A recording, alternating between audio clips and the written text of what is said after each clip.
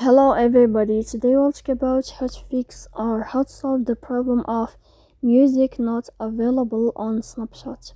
To know how to fix or how to solve music not available on Snapchat, you should just go to settings. Here we click apps, default apps, app settings. Then this list you will enter to the window of Snapchat and you click here in this page. Then you will click on this page on first stop and you click OK. Here we'll enter to the window of storage. Then you click clear cache. In the end, you can turn off your Wi-Fi and you can wait 3 seconds to turn on your Wi-Fi again to fix that problem. So please don't forget to support us by like and subscribe. See you next time in another video, and thank you for your attention and your watching.